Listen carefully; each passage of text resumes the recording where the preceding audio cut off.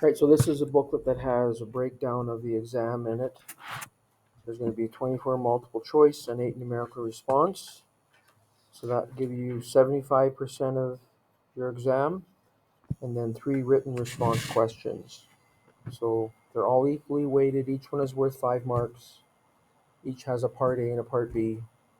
On some of the questions, part A is worth 3, part B is worth 2, and on some of the questions that switched around. And you see that relations and functions takes almost half, a little over half the exam, because that's where our transformations was, right? And we talked about transformations in almost every chapter. But you can see trig is about a third of the exam, and the rest for permutations and combinations. So kind of give you an idea of what to expect. Again, transformations, you'll be tested on that several times on the exam, probably in all 3 types of questions. So we learned that we can transform a function y equals f at x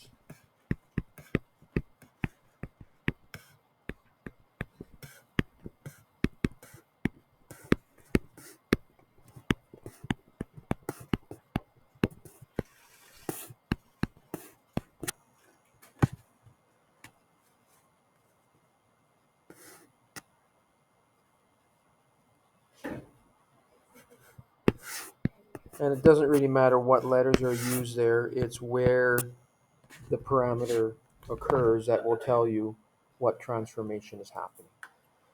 Remember that A causes a vertical stretch about the x-axis, so it's vertical up and down. It's the y values that go up and down, so the y values all get multiplied by A.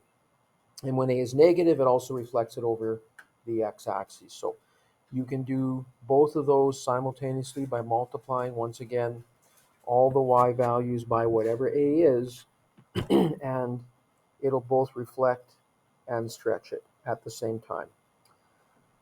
B, we learned, causes a horizontal stretch, but remember that stretch factor is the reciprocal of B, 1 over B.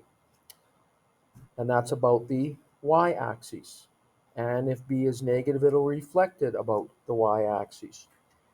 So in this case here, it's the x values that'll change. You can get all the new points on the new graph by multiplying all the x values by 1 over b, whether it's positive or negative. We saw that h shifted the graph left and right, but the general equation, like it is here, is always x minus h. So therefore, we talked about h being the opposite value of what it appeared to be. If h is negative, which would cause it to go to the left, if you put a negative value in here for h, the minus will become a plus positive. It would be x plus some number. But again, that means that the graph went to the left. And k shifts the graph up and down. And that one's pretty straightforward. So again, you need to remember what all these parameters do. You're going to be tested on it several times. So we look at the first question. Given that equation where a is negative and k is positive, normally we would rewrite the equation with y by itself. And so this is a transformation of y equals x squared. Y equals x squared is a quadratic, right? Quadratics open either up or down. This one will open up because we're told that a is 1. So we can put that value in there, which means it's going to open up. But h is negative, which means it's going to go to the left. H is less than 0, so this graph will shift to the left.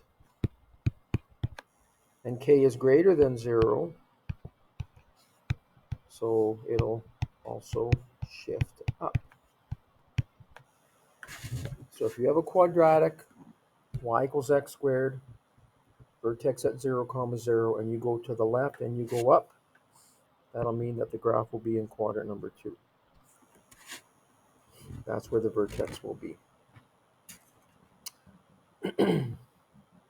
Number 2, given those two functions, the transformations that will transform y to become y equals g, for going from f to g. So this is an absolute value function. Remember, those absolute value functions are essentially a V shape.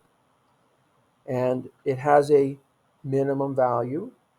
In this case, they both have minimum values because there is no number in front of the absolute value symbol, which means it'll go upwards. There'll be a minimum value. And the minimum value for y equals just the absolute value of x.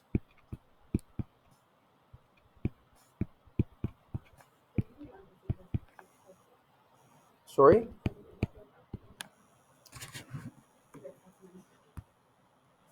But it's the value of h. H is negative.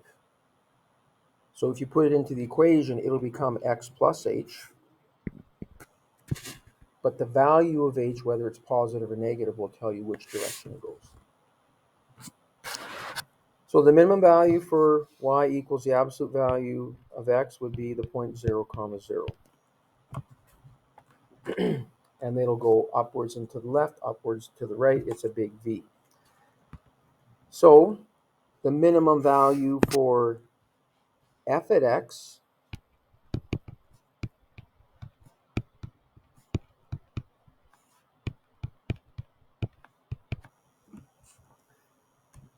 this has an h value of positive 2, so it'll go 2 to the right, a k value of plus 3, so it'll go 3 up.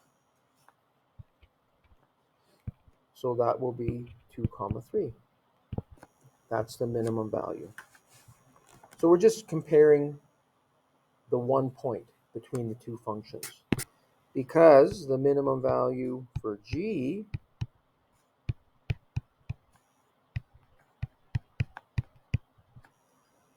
because it's x plus 2 inside the bracket. Now h is negative 2, so it's going to go 2 to the left and only up 1. So the question is asking, how do you go from f to g? Well, to go from a positive value of 2 to a value of negative 2 for x, it's going to have to go 4 to the left. And then going from a y value of 3 down to a y value of 1, it'll have to go 2 down.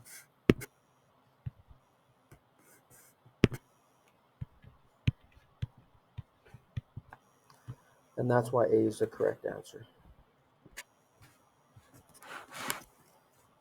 Okay. Number 3, the transformation of f at x equals x cubed is described by that mapping notation. So there's a good chance you'll get tested on mapping notation. There's been one like that on almost every exam. So remember, this tells you what's happening to the x values and what's happening to the y values. If x is replaced with x minus 4, that means all the x values will be decreased by 4. This graph will shift 4 to the left.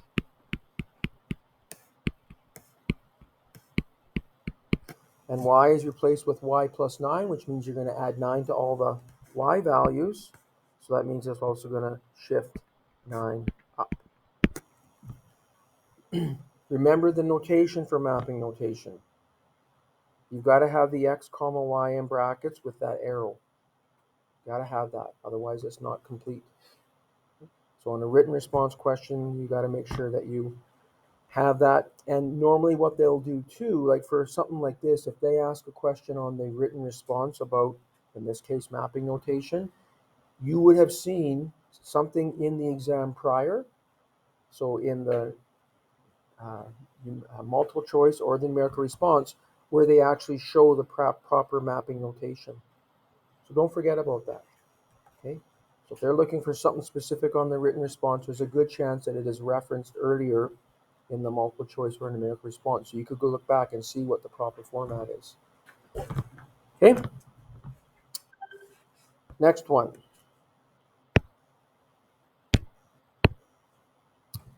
The graph of f at x is transformed to g at x plus 4 equals 2 f at x minus 3. The domain and range of each function is shown. We want to know what the values of a, b, c, and d are. So once again, we would get y, or g at x, by itself.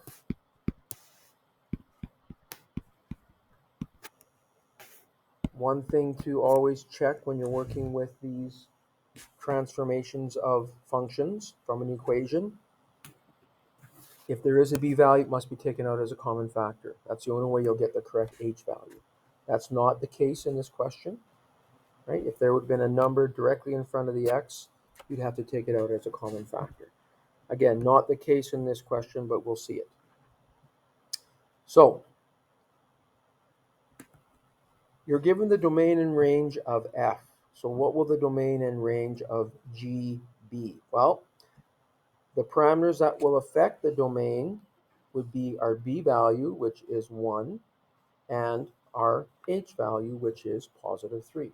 This graph is not horizontally stretched because b is 1, but it'll go 3 to the right, which means if the graph of f starts at -1 for a domain and the graph shifts to the right, now the domain will be 3 units more than -1, which would be positive 2. And if the old graph ended where x is 3 and the graph shifts 3 to the right, it'll now end at positive 6. The values of a and k are the ones that affect the y values. They affect the range. So in this case here, we have an a value of 2, which means all the y values will be multiplied by 2 and then decreased by 4 because it's going to go down 4. So if our range before started at positive 2 on the y-axis, we would multiply that by 2 to get 4 and then subtract the 4 and get 0. That's where the new range will start. It'll end, before it ended at 6, a y value of positive 6. Well, that y value gets multiplied by 2 to get 12, and then decreased by 4 to get 8. So the code in this case would be 26008. So if this was a numerical response question, remember you've got 4 boxes to put your digits in. You always go left to right, which in this case, you'll be using all 4 boxes. But the computer marks what you bubble in below. That's what it's looking for. So you've got 6 hours to write this exam. When you're done, go back and check your bubbles. Make sure that you bubbled in your multiple choice questions correctly, as well as the numerical response questions correctly. Okay, on the next page, we're going from F to G, and we want to write or determine the equation for G in terms of F. So if you look at these two graphs, you can see obviously there's some differences in them, right? The graph of F is narrower than the graph of G, so G has been stretched. It could be stretched vertically by a factor between 0 and 1, or it could be stretched horizontally by a factor greater than 1. Both of those are possible. Also, the starting points have changed as well. Okay? The starting points have changed as well. But sometimes that can happen by just stretching because you're multiplying the x and or y values by a value.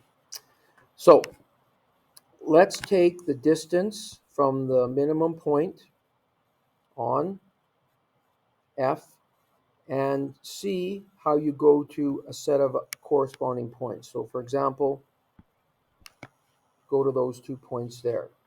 You're going to go up 2 units, one to the left, one to the right. Okay?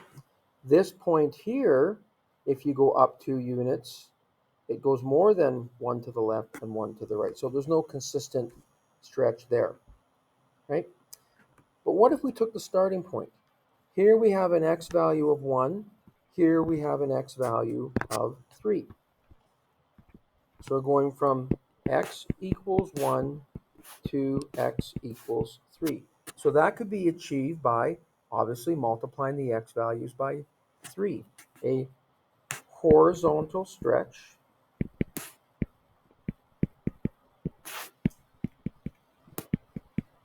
by 3. That would take us to the correct x value for this point. Now let's compare the y values. So we're going to go from a y value of 2 to a y value of 4.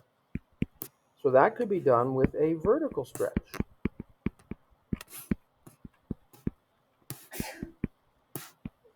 by 2. So let's see if that works for other points as well. Let's take this point 0, 4. Well, if you horizontally stretch it by 3, that will not change the x value. But if you vertically stretch by 2, now you're going to multiply the 4 by 2, you'll get 0, 8, which is that point up there. Let's check this point over here, the point 2, 4. If you horizontally stretch that by 3, you're going to multiply the 2 by 3 and get 6.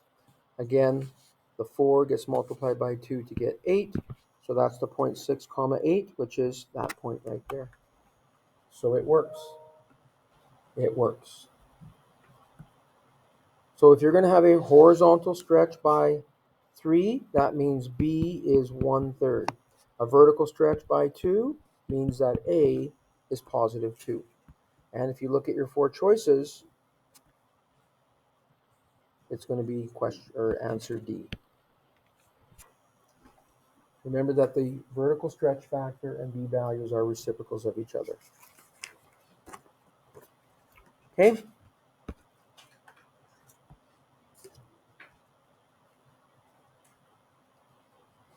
There have been questions on diploma exams where you have to graph a function. They provide you with the grid.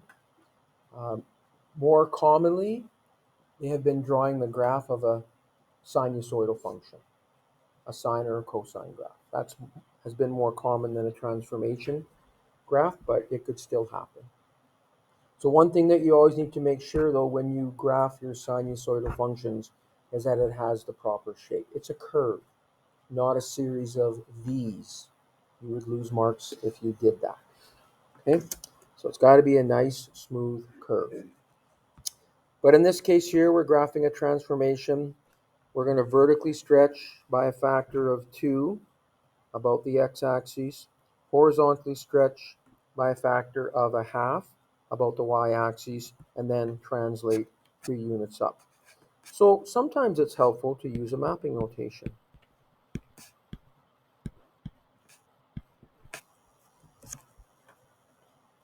So the only thing that's going to affect our x values would be the horizontal stretch. So x would be mapped into 1/2 x.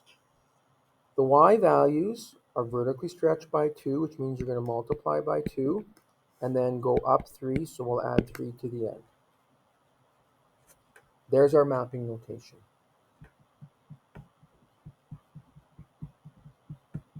And when we did these in class, what we sometimes did was we just took individual points. So let's write down all the key points of this graph. We've got -10, 0, -4, -4. We've got 2, 0. We've got 4, 3.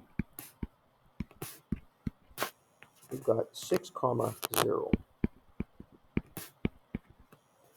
And 8, -1.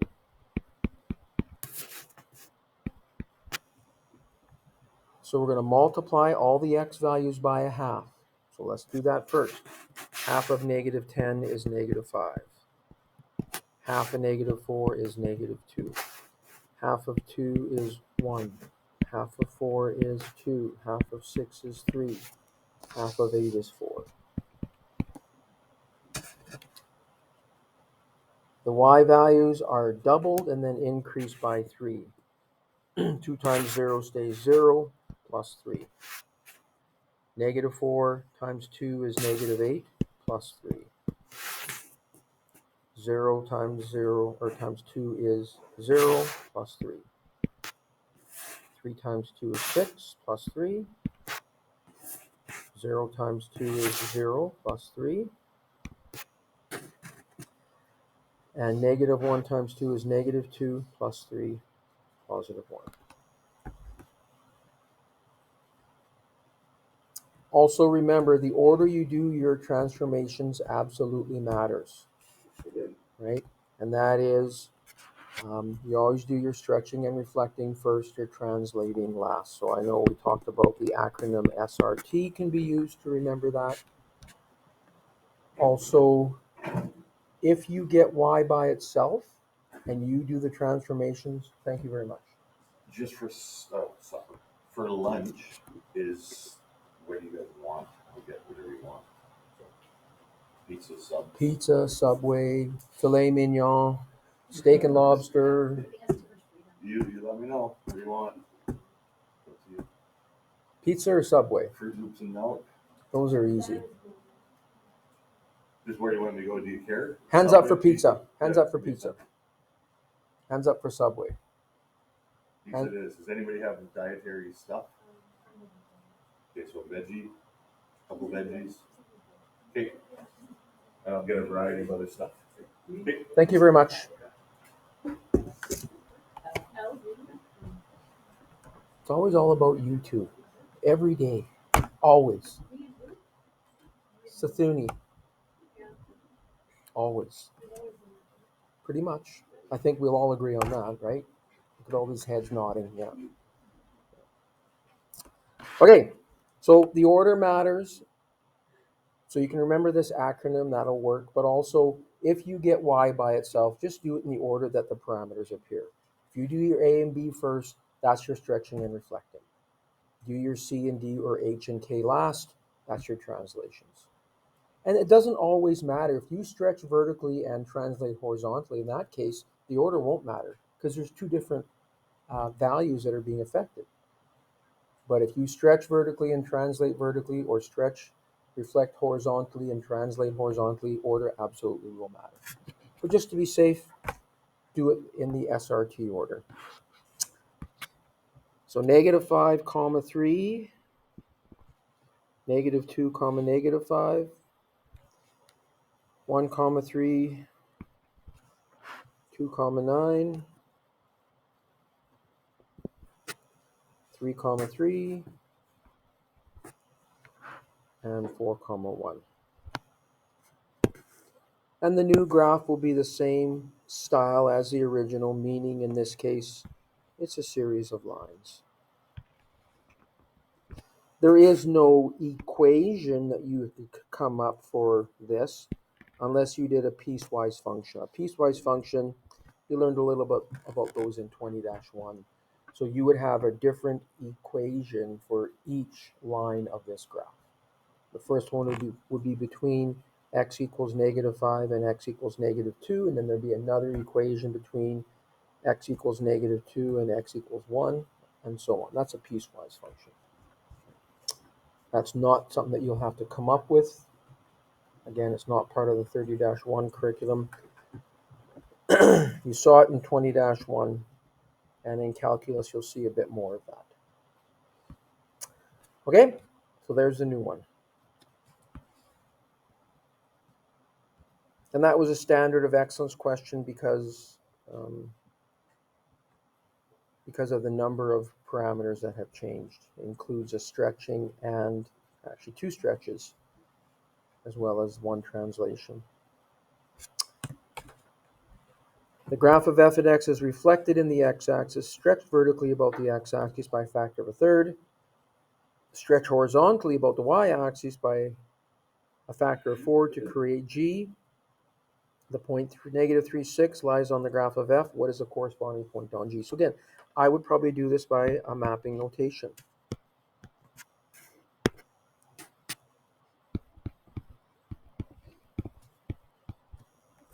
So which of these affect x? While reflecting it around the x-axis does not affect the x values, it affects the y values. You're going from above the x-axis to below, or from below to above. So that is a transformation on y. Same as a vertical stretch, that's y. But it's stretched horizontally about the y-axis by a factor of 4. So remember, the horizontal stretch, that's your b value, it is the reciprocal of the stretch factor. If it horizontally stretches by 4, that means our b value is 1/4. So x will be mapped into 1/4 x. It's not shifted left or right, so that there is nothing else added on to the x term. But there are two parameters that will be added into the y. The first being a reflection in the x-axis, which means y is negative. It's also stretched vertically by a factor of a third. So now the value of the coefficient of y would be negative a third. That would be our a parameter if we were writing the equation. And that is it. It's reflected, but it is not translated. It's not shifted.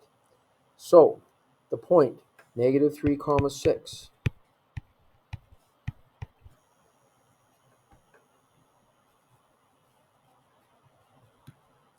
Again, if it's horizontally stretched by a factor of 4, the y value gets multiplied by 4, or excuse me, x value gets multiplied by 4. So the -3 times 4 is -12.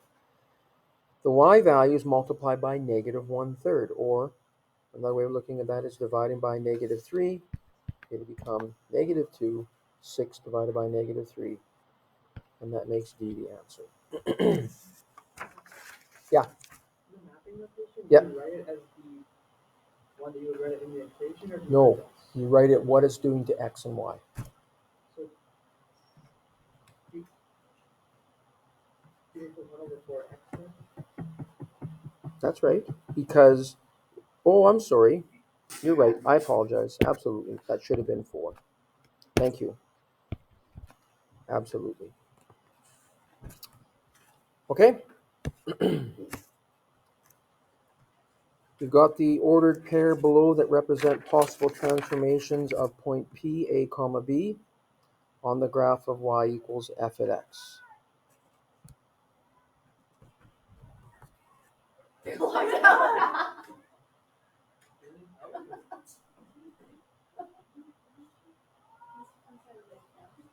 no one here. Yeah, we don't want you in here.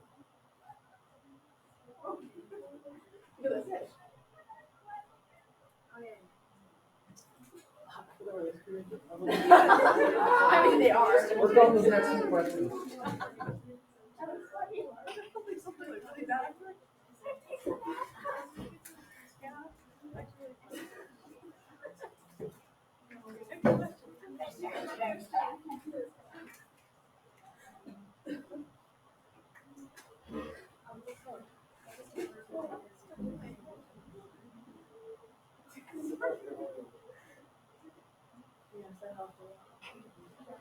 Okay, so tap for the other one.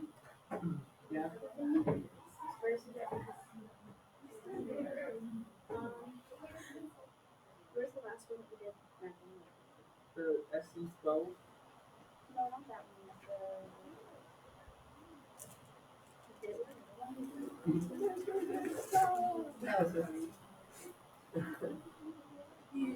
Oh, this one here.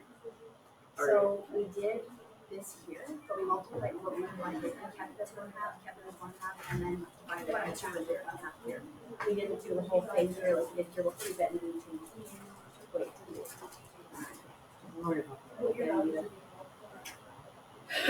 How do I understand it?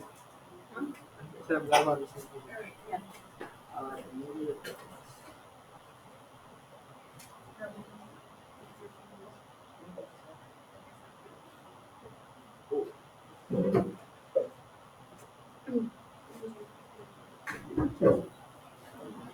Wait, What's going on? You said you can put that over here. wait, That? if the negative is what?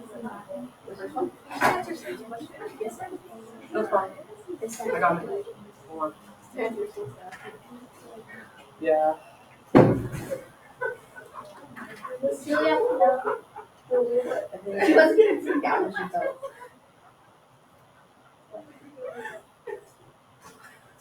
Pab.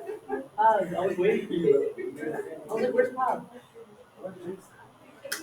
You can't make the He's going to our army camp to start playing. But I was at my afterwards. That was fun.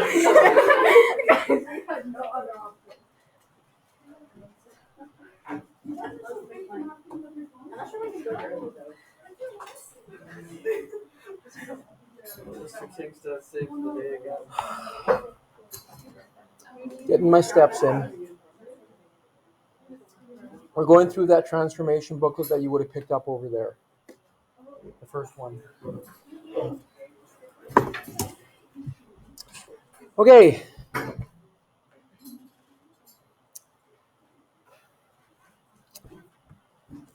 So y equals f at x undergoes the following single transformation. Identify the coordinates of the corresponding point P on the new graph. So if y equals f at x goes to y equals negative f at x. So you got to remember, because it's in front of the f, that means that's our a parameter. A is negative. That causes a reflection over the y-axis. So all the y values will get multiplied by, bless you, -1. The x values won't change. So if the point A, comma B was a point on the original, our new one will be described by point 3. The x value doesn't change. The y value is multiplied by -1, reflected over the x-axis. The next equation is y equals f at 1/4 x. So now that 1/4 is in front of the x. That's a b value. That causes a horizontal stretch. But remember, the stretch factor is the reciprocal of b. So this would be a horizontal stretch by a factor of 4. All the x values will get multiplied by 4. The y values will not change, which is 0.1.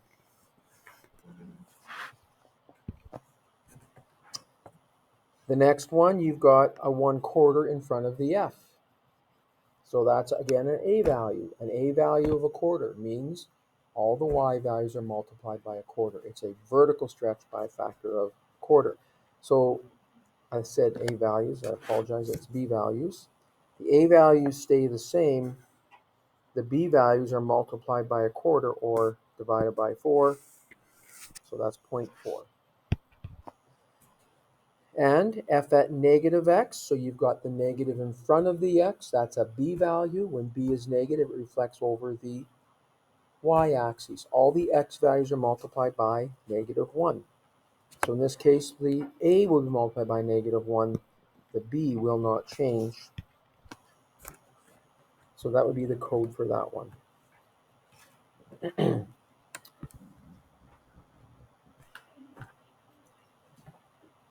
Number 9, when that graph is reflected in the y-axis, what will the new equation be? Well, remember, if a graph is reflected in the y-axis, that means that b is negative. B is directly in front of the x. Whatever happened to the x before also happens to the bx.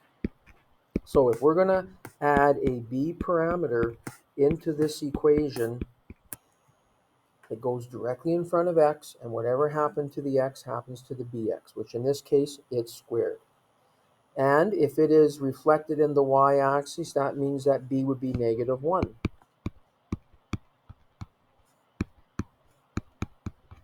And when you square -1x, it'll become +1x squared. But you still have this negative sign in front. That's not going to be changed. So there's the equation. It's identical to the original. Because if you think about what the original graph is, it's a quadratic that opens downwards, and the y-intercept would be at 4. It would be shifted up 4 units. A quadratic is symmetrical about the axis of symmetry. Because this graph did not go left or right, it just went straight up on the y-axis. The y-axis is the axis of symmetry. So when you switch it around or reflect it over the y-axis, you get exactly the same graph. Hence, Exactly the same equation. Okay? Number 10, standard of excellence. So here's one where we have to make sure to take b out as a common factor to get the correct h value. That must be done. So you're asked to describe the transformations to go from y equals the root of x to this new equation, right? And this will always happen. The original equation was a square root function, so the transformed one will be as well. So you go from an x squared to an x squared, or a rational function 1 over x to 1 over, and then you'll have your parameters on the x in the denominator. So there'll always be same types of functions.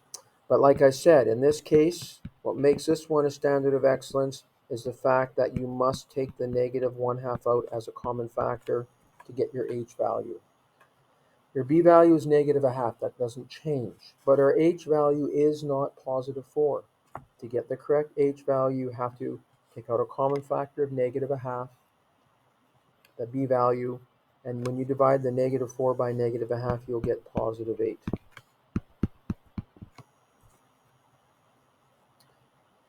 So there's our equation that we will work from. Again, the fact that it's a square root has nothing to do with the transformation. The original graph was a radical function. That part didn't change. What's changed is that we've added 3 parameters in here. So a b value of negative 1/2. That does 2 transformations. The first is that it is a horizontal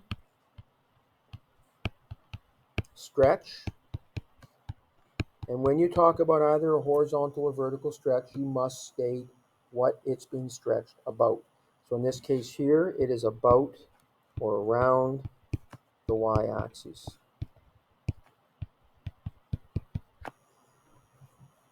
And because it's negative, it will reflect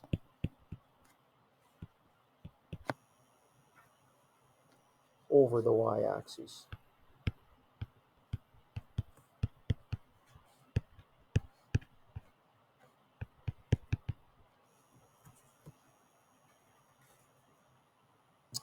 Oh, I'm sorry, I forgot to put the stretch factor in there.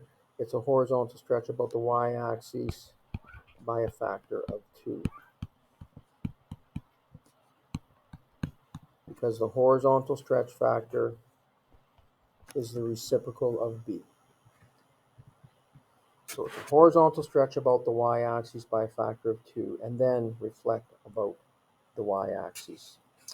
Then we've got, bless you, our 2 parameters. We have h equaling negative 8, and whether you say it's h or c, it doesn't matter. That's not what you'd be marked on. You'd be marked on stating the correct transformation. And also k equaling positive 10, so you can say k is 10, d is 10, it doesn't matter. But the resulting transformations here is that it'll shift 8 left and 10 up. So there's the transformations. So again, you got to remember to make sure that you take out b as a common factor to get the correct h value. Next question, you've got that graph. For each transformation of y equals f at x indicated, where are the invariant points? Remember, invariant points are points that don't change after a transformation. Sometimes you'll have a point on the original graph that becomes another point on the new graph, but it moved to get there. That's not an invariant point. Invariant points are points that don't move. They stay exactly the same after a transformation has occurred. So the first transformation is negative f at x. So again, negative in front of the f, that's an a value. When a is negative, the graph reflects over the x-axis. When a graph reflects, the invariant points are on the line of reflection. So if it reflects over the x-axis, the x-intercepts will be invariant. Our x-intercept here is at 0.5. So that'll be the invariant point for that transformation. The next one, y equals f at negative x. Now the negative's in front of the x. That's our b parameter. When b is negative, the graph reflects over the y-axis. So the y-intercept will be invariant, which is point number 3. And lastly, x equals f at y. That notates the inverse. And for an inverse, the graph reflects over the line y equals x. So the line y equals x, or y equals x is where the x and y values are the same. So it'll go through 1, 1, 0, 0, -1, -1, and so on. If we draw this line, it'll actually go through point number 1. So that's the last answer. If this was a numerical response question, the last box would be blank.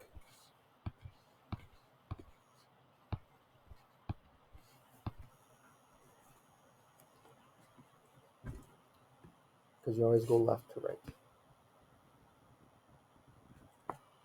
Number 12, verify that f at x equals 2x minus 3 is the inverse of g at x equals a half x plus 3 halves. So we can either go from f to g or g to f, it doesn't matter, by getting the inverse. Remember, the very first step for writing the equation of an inverse is you interchange x and y. So instead of y equals 2x minus 3, it would be x equals 2y minus 3. But then we put it in its original form, meaning we want to get y by itself. So if I add the 3 to both sides, and then divide by 2, y will equal the coefficient in front of the x as 1, so it'll be 1 over 2x plus 3 over 2. So there, we've shown that those two are inverses of each other.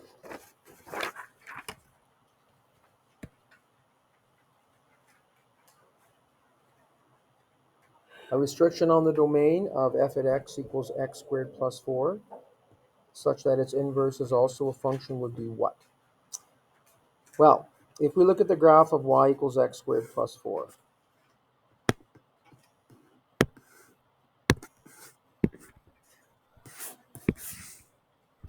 that's a quadratic, it opens upwards, shifted up 4 units. It looks like this.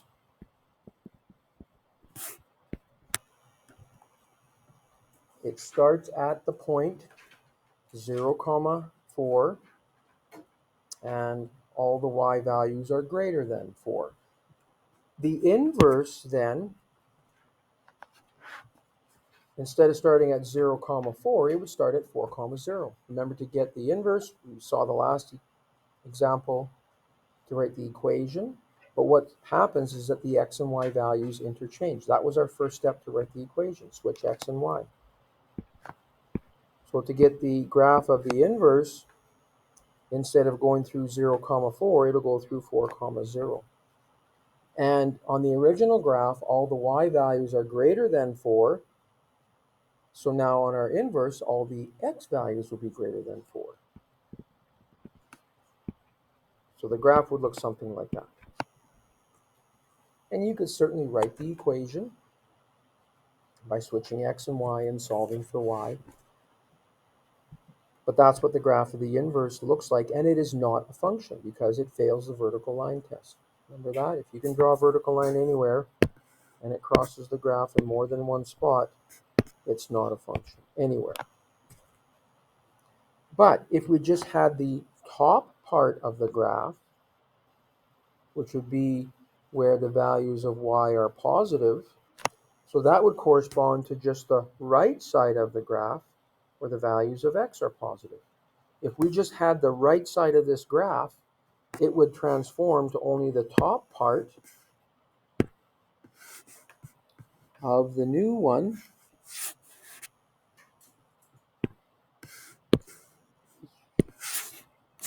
So this part of the original graph would correspond to that part on the inverse. That part by itself is a function if you don't have the bottom part. So a restriction on the domain here on the original graph could be either that x is greater than or equal to 0, or less than or equal to 0. If you just had the left part of the original graph, which is where the values of x are negative, it'll correspond to the bottom part of the inverse, where y is negative. So either x is greater than or equal to 0, or less than or equal to 0 would be the two restrictions. Okay? Graph of f at x is shown. Sketch the graph of the square root of f at x and state the domain and range. Well, to graph the square root of a function, what we did is we talked about the invariant points first. If you're going from y equals f at x to y equals the root of f at x, you're taking the square root of all the y values. That's what you're doing. You're taking the square root of all the y values. So that tells us that on the original graph where y is negative or below the x-axis, you're not going to have points on the radical function because you can't take the root of a negative number. So for this entire portion of the graph here, where y is negative, there will not be any valid points for y on the graph of the root of f at x. You can't take the root of a negative number. So the domain for the root of f at x will be that x must be less than or equal to negative 3, greater than or equal to 1. That is our domain.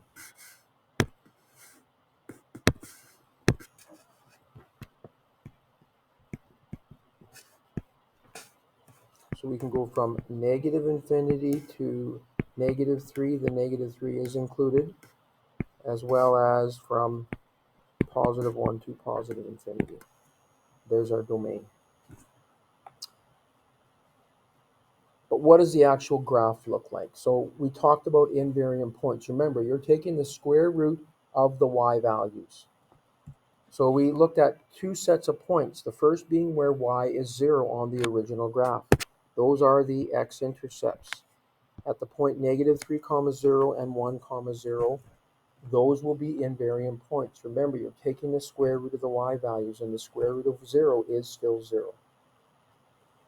That's why they are invariant points. There's also invariant points where y equals 1, because the square root of 1 is still 1. You could get a couple more points if you wanted to. For example, when y is positive 4, the square root of that is 2. So the x values won't change, just the y values. Square root of 4 is positive 2. And then we also talked about the fact that when you take y values between the invariant points, or let's say y values between the invariant points, that's where y is between 0 and 1. So let's take a specific value like a half. If you take the square root of a half, again, you're taking the square root of the y values. So if you take the square root of a half, you get a decimal larger than what you started with, 0.707. And for that reason, when you're looking at the graph between the invariant points, where y is between 0 and 1, the square root values will be slightly higher than the original. So the graph of the square root function is slightly above the original, and then it goes below and looks something like that. The same thing will happen on this other side. The graph of the square root function will be slightly above the original between the invariant points, and then after that it falls below. So that is the graph of the square root function. Our range would be that y is greater than or equal to 0. There's the range.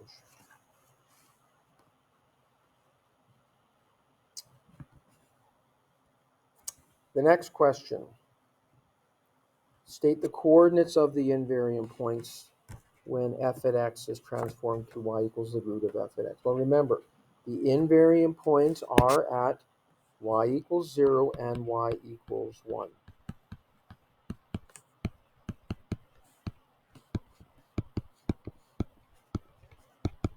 So you can find out where the invariant points are by letting y equals 0 and y equals 1 in the original equation.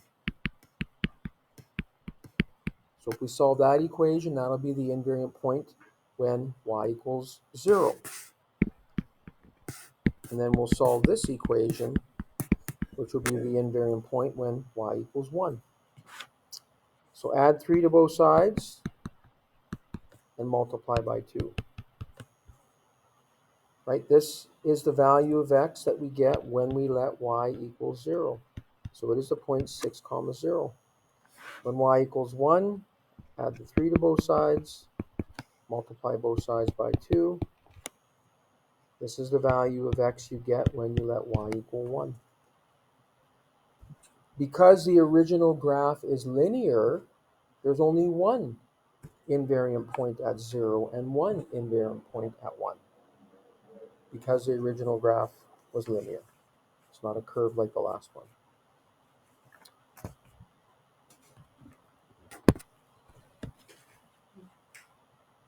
I've said this many times, there's a good chance you'll see a question on the exam where you have to find an intercept. Either an x-intercept or a y-intercept for some function. This one we want to find the x-intercept. That is found by letting y equal 0.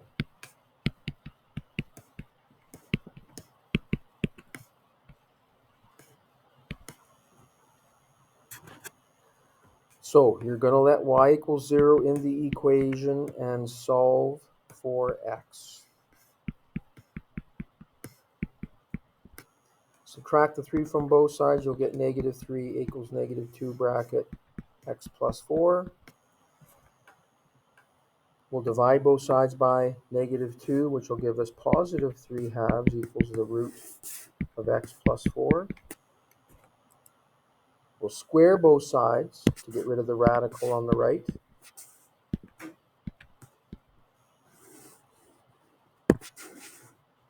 And that'll give you 9/4 equals x plus 4. And then subtract the 4 from both sides. So it'll be 9/4 minus 4. It does say to the nearest hundredth, so we can use a decimal. 9/4 is 2 1/4. But we can go 9/4 in our calculator. And subtract 4. Negative 1.75. So this definitely could be a question on a written response, but not numerical response. You will never get a negative answer on numerical response. There's no place to bubble in a negative. So you need to remember that. If you get a negative answer on numerical response, you have made a mistake. Unless they say somewhere in the stem of the question that it's negative and then maybe the answer to this or the solution to this, or in this case, an x-intercept to the nearest hundredth would be negative b, and then the value of b in this case would be 1.75. But I don't think they would do that. I don't think. Because they've always said there'll be no negative answers for numerical response. Right? They've started asking more questions in the written response in the bullets where you have one bullet, either A or B, where you have to do an explanation. You have to write something. So in this case here, it's asking you to explain its relationship to the 0 of the function. And the answer to that is that they are the same. The x-intercepts are the roots, the solutions, the zeros of a function. They're the zeros because they are the value of x that make y equal 0. So in this case here, the x-intercept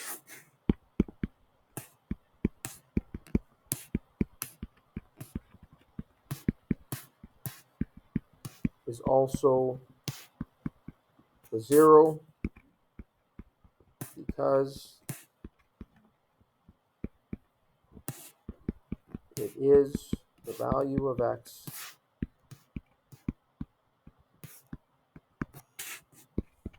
that makes y equal 0.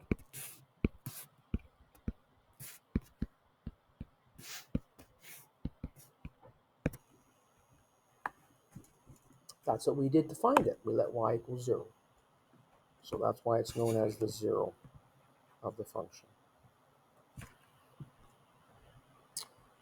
In fact, in January, there was a question on the diploma exam where you had to factor a polynomial function. Okay, so I need to know how to do this. And when we first started this, we talked about factor theorem. We talked about potential integral zeros. They were factors of the constant term of plus 12. And then we said that you can use your graphing calculator to find that first x-intercept and then write your first factor. If there was a question on the diploma exam, like there was in January, it would say algebraically factor or determine the factors, which means you have to show your work. But you are allowed to use your graphing calculator to find the first factor. So we can put the equation in there, x cubed minus x squared minus 8x plus 12.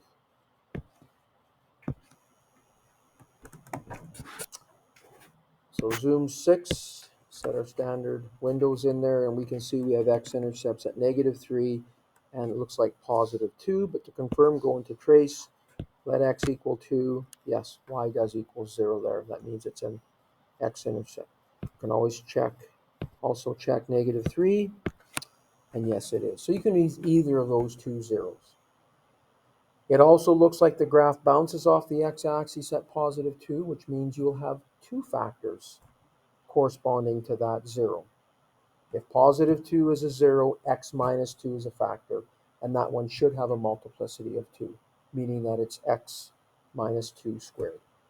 But we'll get that when we factor, if that indeed is the case. So you can use either -3 x-intercept or +2. Let's use the -3. So if x equals -3 is an x-intercept, then x plus 3 must be a factor. Remember, you get your zeros, your solutions, your roots, your x-intercepts by letting the factors equal 0. So to get -3 as an answer, you have to start with x plus 3 equaling 0. And then when you get x by itself, you'll get x equals -3. So you can leave it as x plus 3 as your factor because our next step is to do synthetic division. But if you leave it as x plus 3 as a factor, then you'll have to subtract as you're going along with synthetic division. When we did it in class, we changed it to x minus 3 so that we could add as we went along with synthetic division. Usually easier. With synthetic division, remember, you're just using the coefficients. It's 1x cubed minus 1x squared minus 8x plus 12. You leave a space, whatever that first number is, it gets copied down, and then you multiply and add. 1 times -3 is -3, you add and get -4. -3 times -4 is +12, you add and get +4. -3 times 4 is -12, you add and get 0. So not only is x plus 3 a factor, but the numbers at the bottom give us the coefficients of the quadratic factor. It's a quadratic because you're dividing an x cubed by an x. That gives you an x squared. So it's 1x squared minus 4x plus 4. And that quadratic does factor to x minus 2, x minus 2, or x minus 2 squared.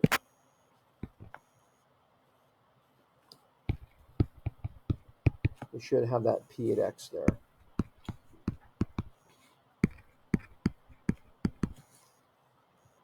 So it's x plus 3, x minus 2 squared. So again, the fact that it's squared means it has a multiplicity of 2. It means there are 2 roots with the same value of +2. And we saw that when that happened, the graph bounced off the x-axis. Okay, try B on your own. I'll give you a few minutes to do that and then we'll check it.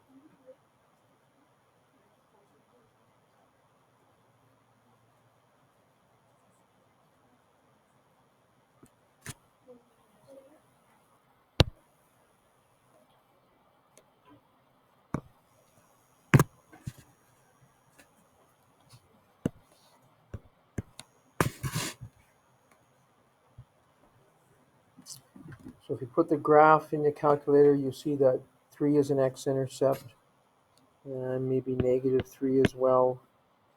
Yep. Checking -1. Yep, that works as well. And there's one more that's between 0 and -1. So you can use any one of those three integral zeros. If we use -1, that means that x plus 1 must be a factor. So x equals -1, again, is an x-intercept.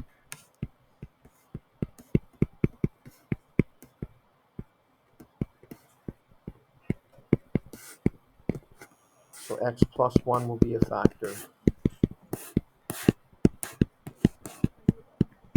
We would change it to x minus 1, though, so we can add.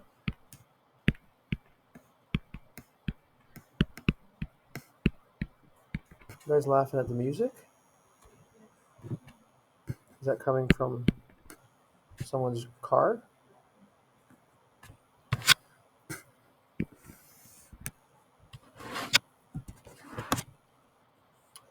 So we multiply and add.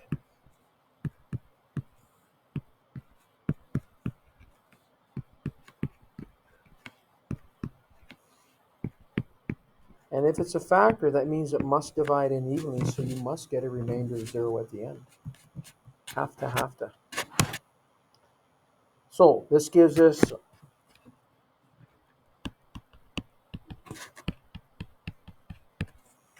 a linear factor of x plus 1. And then these four numbers give us the coefficients of the cubic function, because in this case we divided a 4th degree, an x to the 4th, by an x. That gives you an x cubed.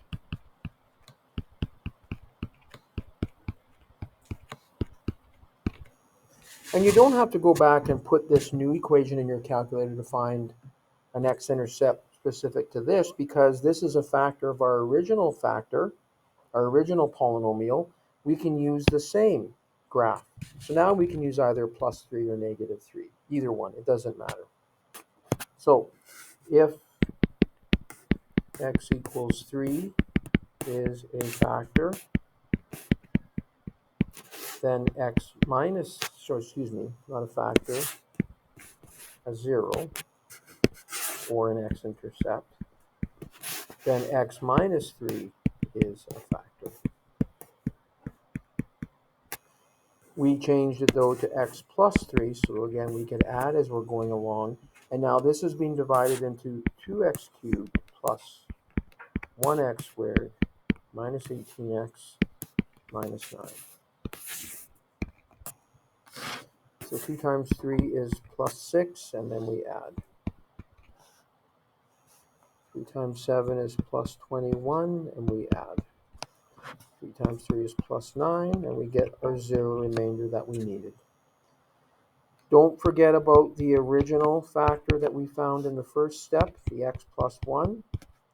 And now we have x minus 3. Now we have a quadratic factor, 2x squared plus 7x plus 3, that we can factor. So don't forget about the p at x there, because that was how the original one was written. Your factored form must also have p at x. If you forget that, they would dock probably a half a mark.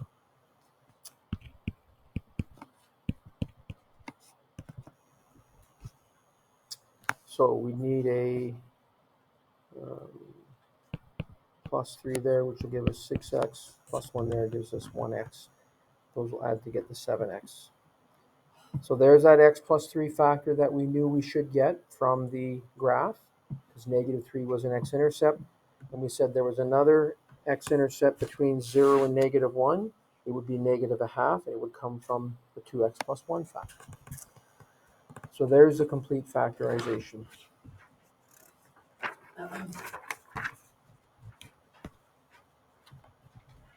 Which of the following is a factor? Well, I mean, this could be done as easily as putting the equation in the calculator.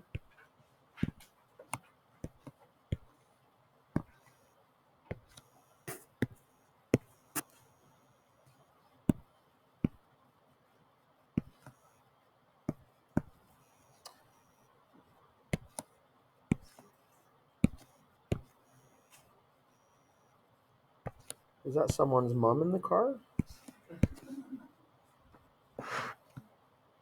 Sathuni?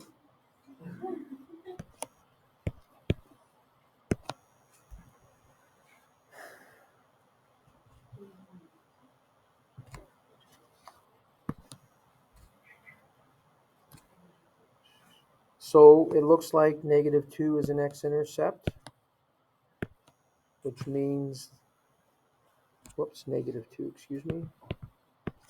And it is, which means x plus 2 would be a factor. So that is the answer. If x minus 4 was a factor, that would mean that positive 4 is an x-intercept, but it's not.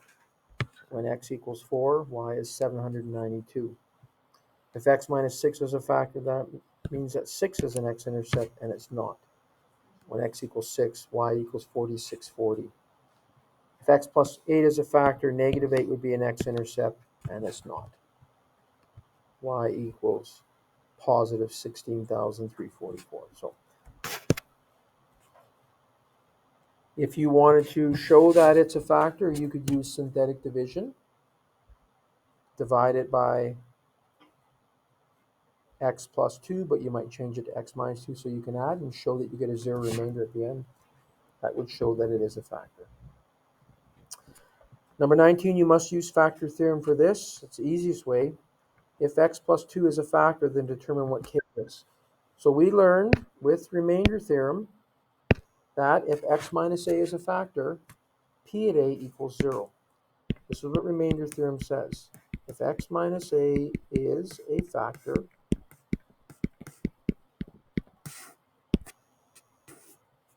f at a must equal 0. I used f at a because our function is f at x equals. So we talked about the fact that you can find the remainder when any polynomial is divided by a binomial, x minus a, by letting the variable equal the a value in the equation. And it'll give you the remainder as a number.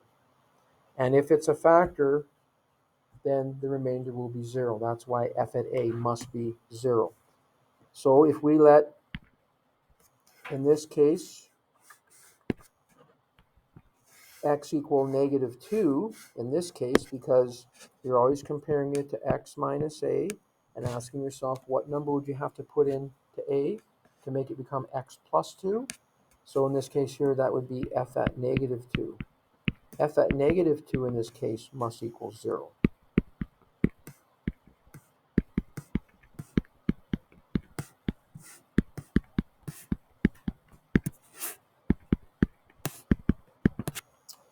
So -2 all cubed is -8.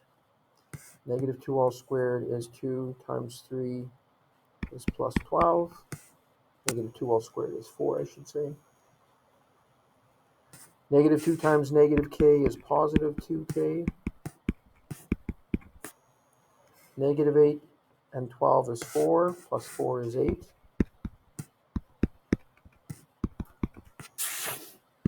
So 2k will equal -8, and k will equal -4.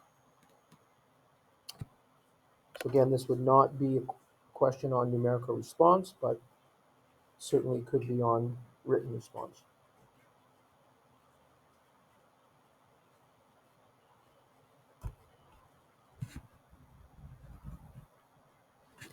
List of 5 functions are given which represent a polynomial function. Explain why or why not. So we basically learned that for it to be a polynomial function, the exponents have to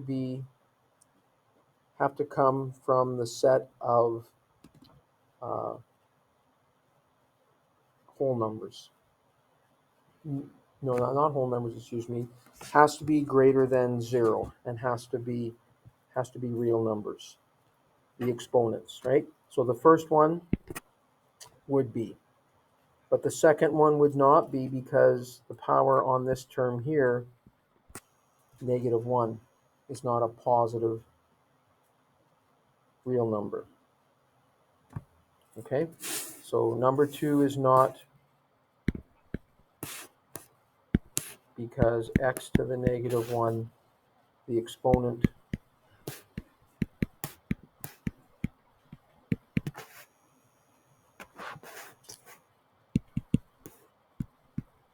is not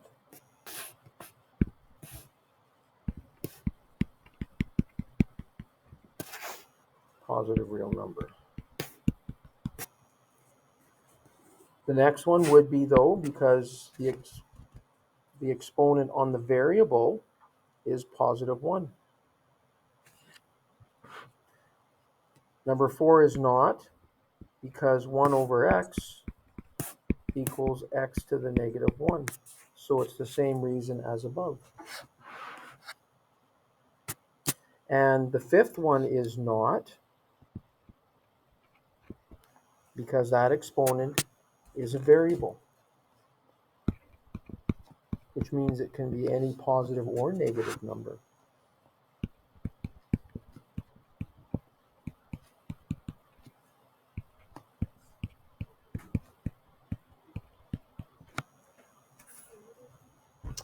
So the only ones that are 1 and 3. Okay.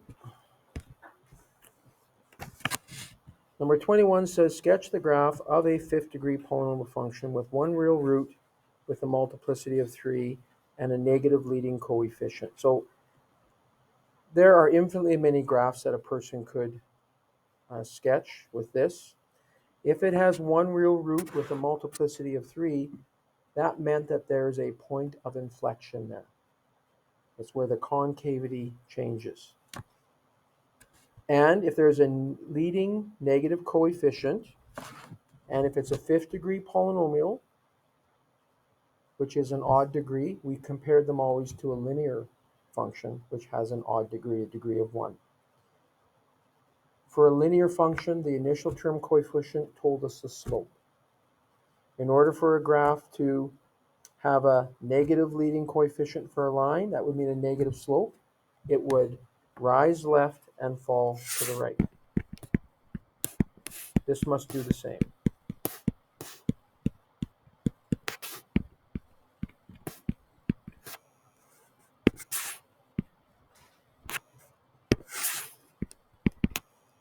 rise to the left and fall to the right.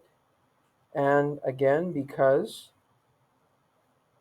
it has one real root with a multiplicity of 3, that means there's a point of inflection there. And that point can be anywhere. It can be on the x, well, it has to be on the x-axis because it's a root. So let's say it's at -2. So what would happen is the graph would come down.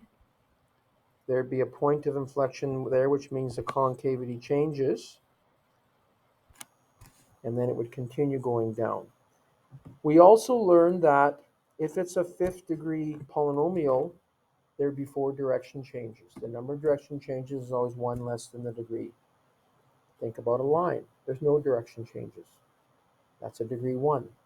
Think about a quadratic. There's 1 direction change. That's a degree 2. The number of direction changes will always be 1 less than the degree. And because you have the point of inflection there, that actually counts as 2 direction changes. So we have to have 2 more. So maybe there's our 3rd direction change and then our 4th. It can't cross the x-axis again because there's only 1 real root. That means the other ones are said to be imaginary. So rises left, falls right. We need 4 direction changes.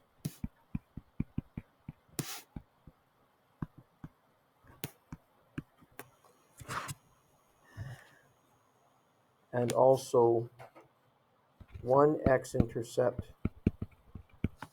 which will be point of inflection.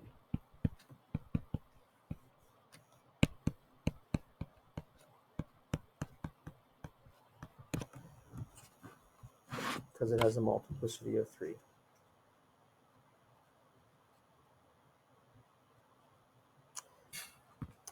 All right, this next one.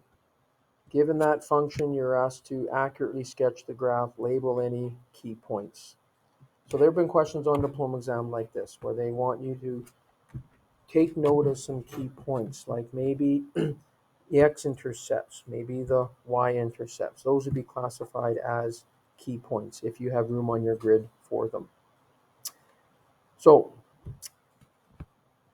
this would be a 4th degree polynomial because this x is squared times an x will give you an x cubed times another x will give you an x to the 4th. And the initial term coefficient is positive 1/4. So this is a 4th degree.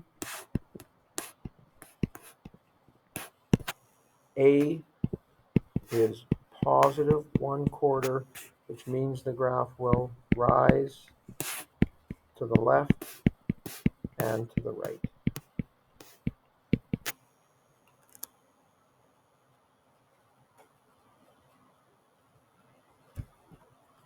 X minus 2 is a factor.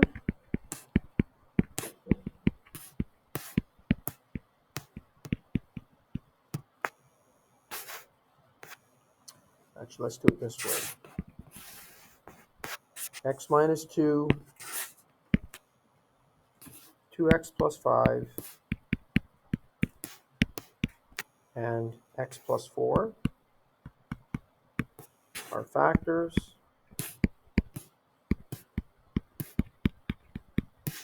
So x equals 2, negative 5 halves, and negative 4 are x-intercepts.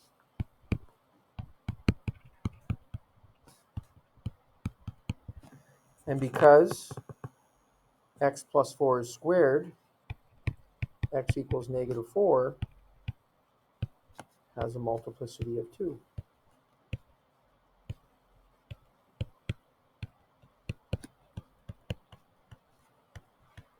Which remember means the graph's going to bounce off the x-axis there. So positive 2 is an x-intercept. Negative 2.5 is an x-intercept. Negative 4 is an x-intercept.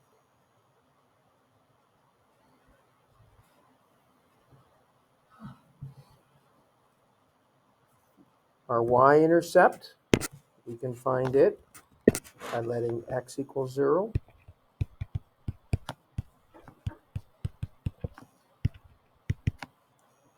So we've got 1/4 times 0, take away 2 times 2 times 0 plus 5, 0 plus 4 all squared.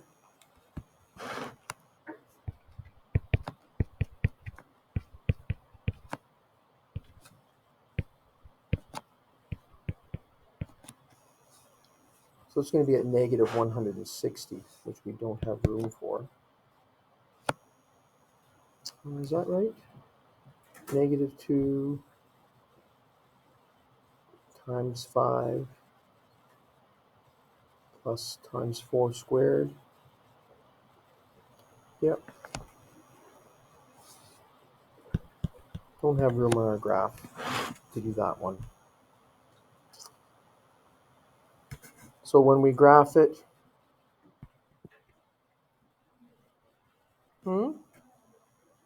what did I do wrong here? Letting x equal 0. Oh, I didn't do the 1/4. I'm sorry. That's why.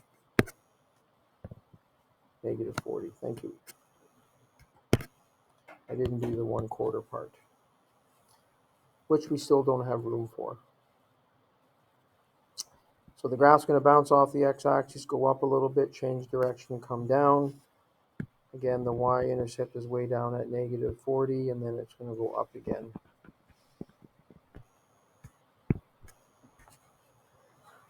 So there's the graph. So questions like this one and the last one, they don't have to be like exact graph, just sort of like the Yeah, correct. So the domain.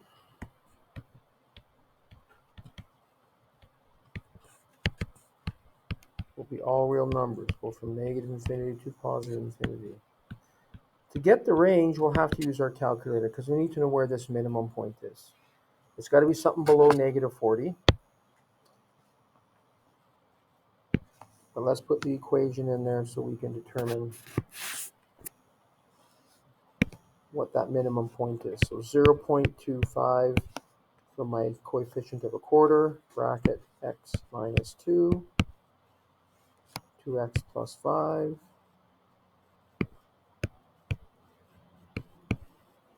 and x plus 4 all squared.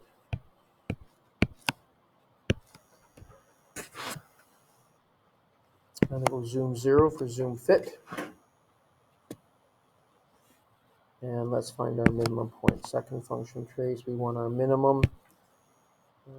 I'll go from negative 1 up to positive 2.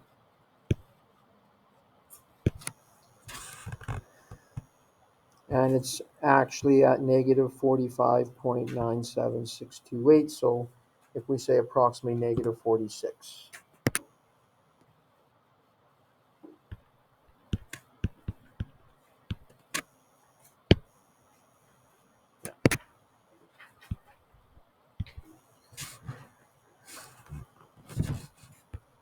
It says determine the zeros. So to determine the zeros, you would have to actually show x minus 2 equals 0, 2x plus 5 equals 0, and x plus 4 equals 0.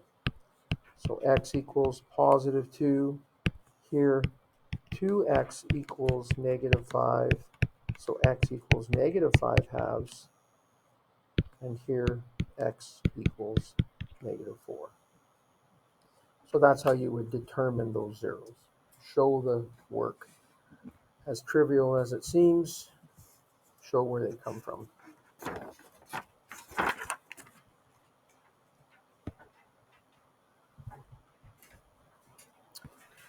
So we've got a graph of that function. What is the minimum possible degree? And then determine an equation in factored form. Well, because it opens downwards, that tells us that the degree has to be even. There are 1, 2, 3 direction changes, which means it would be a 4th degree polynomial. The number of direction changes is always 1 less than the degree. So again, it opens down, or another way of saying it, it falls to the left and to the right. So that means even degree.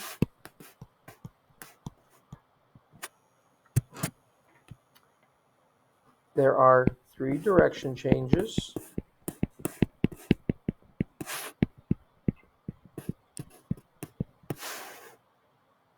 So that means it's a 4th degree. And the reason it uses the word minimum is because we have a multiplicity of 2. Looks like at positive 5. But technically that could be a multiplicity of 4 or 6 or 8 or any even number. So when we went through these in class, we talked about the minimum possible degree. It would come from the minimum multiplicity. So that multiplicity at 5 would be 2. So determine an equation for the polynomial in factored form. Remember, we always had a leading coefficient of a. We know it's going to be negative because it opens down, but we need to figure out what a is. However, we can write our factors because negative 3 is an x-intercept, x plus 3 is a factor. Positive 1 is an x-intercept, x minus 1 is a factor. Positive 5 is an x-intercept, so x minus 5 is a factor, and that one is squared. That one is squared.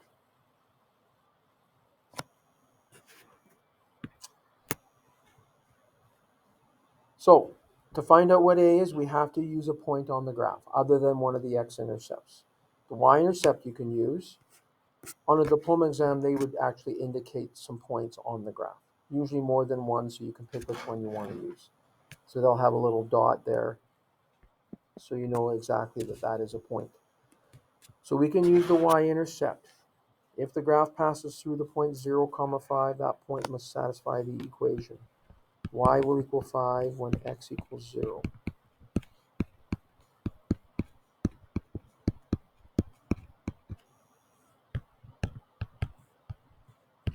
Zero plus 3, 0 minus 1. 0 take away 5 is negative 5 squared is 25. So 5 will equal negative 75a. And dividing both sides by negative 75. A will equal negative 1/15. So it is negative like we thought it should be. We talked about the fact that there are infinitely many equations that will share those same 3 x-intercepts in the same way. What makes each equation unique is the a value, that a leading coefficient. So now we can write our equation in factor form, meaning you don't have to multiply out the binomials.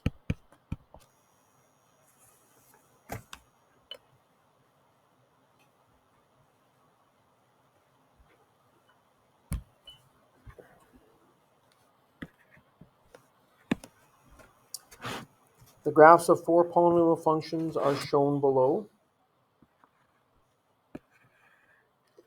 Match 3 of the graphs numbered above with the statement below that best describes the function. So the first statement is that the graph has a positive leading coefficient. If it has a positive leading coefficient, and if we look at all 4 graphs, 3 of the 4 have to have an odd degree because they rise in one direction and fall in the other. Like graph 1 rises left but falls right. Same as graph 2, rises left but falls right. Graph 4 falls left and rises right. So they have to have an odd degree for that to happen. It'll act just like a line. A third degree polynomial with a positive leading coefficient would be just like a line with a positive slope. It'll fall to the left and rise to the right. And the only one that does that of those 3 is graph 4. Graph 3 has to have an even degree, but because it opens downwards, again, the leading coefficient would have to be negative. So graph 4 is the only one that would have a positive leading coefficient. Its degree is odd because it rises left but falls right, so compare it to a line. In order for a line to fall left and rise right, has to have a positive slope, a positive leading coefficient. The next statement says the graph of a function that has two different zeros, each with multiplicities of 2, which means the graph will bounce off the x-axis at two different places. The only one that does that is graph 2. Bounces off the x-axis at two different places. That means two different x-intercepts, with each with a multiplicity of 2. There is one other x-intercept at the origin, but that's fine. This is the only one that has two x-intercepts with multiplicity of 2. So that's graph 2. The graph that could be a fourth degree polynomial, well, the only one that could be an even degree is graph number 3. Okay.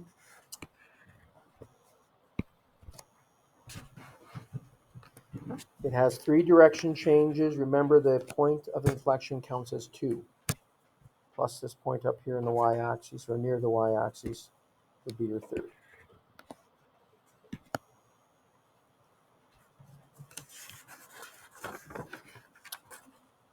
A box with no lid is made by cutting 4 squares of side length x from each corner of a 10 by 20 rectangular sheet of metal. So you've got like the net of that as well as the finished product, showing that what happens is when they cut those squares out, they fold it up where those squares are cut out, and the height of the box will be the length of those squares, x units.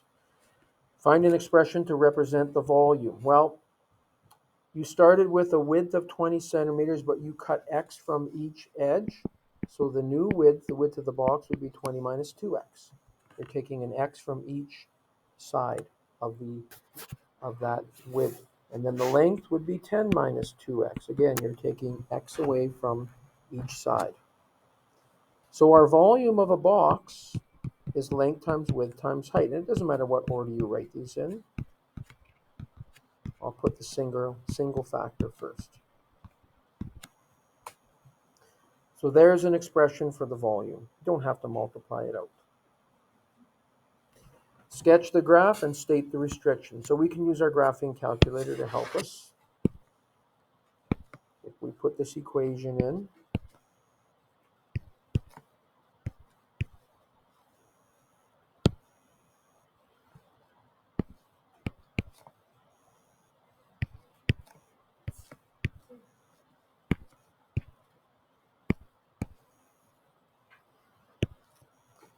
I'll go zoom 0 for zoom fit. And we'll play with the windows a little bit. We don't really need negative values of x here. So I'm going to increase my x min a little. And I also want to see a little bit more of the graph as it goes past the x or the y-axis. So I'm going to increase my y values a little bit as well. So in my windows, maybe I'll go from -2 on the x-axis. And for my y minimum, maybe -1,000 up to, let's say, +500 with a scale of, I don't know, 200. So it gives you a bit better look at that graph. Because x is a 0, x equals 0 would be an x-intercept. Because 20 minus 2x is a factor, we can find the x-intercept for that one. X will equal 10. So if I say this is 2, 4, 6, 8, 10, that's one of my x-intercepts. If 10 minus 2x is a factor, that'll mean x equals 5 is my other x-intercept. So this gives us kind of an idea of what this graph looks like.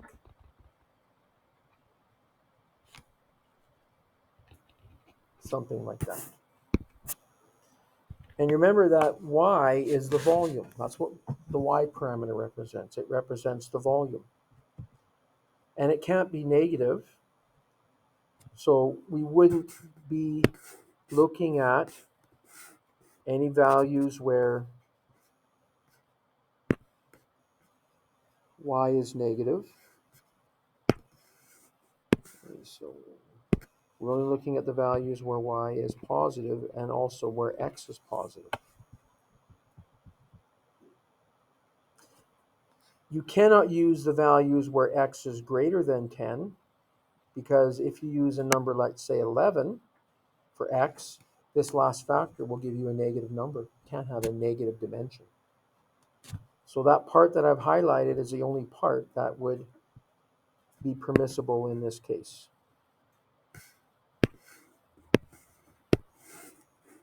So our restriction is our domain. It would have to go from 0 to 5. And they can't be included because when x equals 0, you don't have a box. The height is 0. And when x equals 5, that last factor will be 0. Again, you can't have a 0 dimension. So that's our domain. The one that gives us the maximum volume, so we want to find the maximum point between 0 and 5. Second function trace, number 4 for maximum, my left boundary at 0, my right boundary at 5.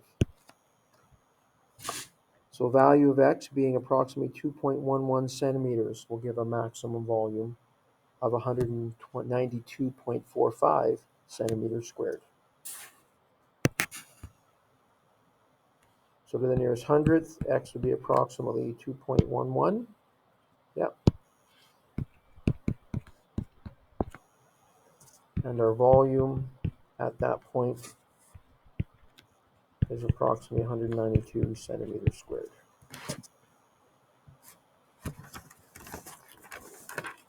Okay, so unit 1 included not just transformations, but we did radical functions and polynomial functions in there. All right.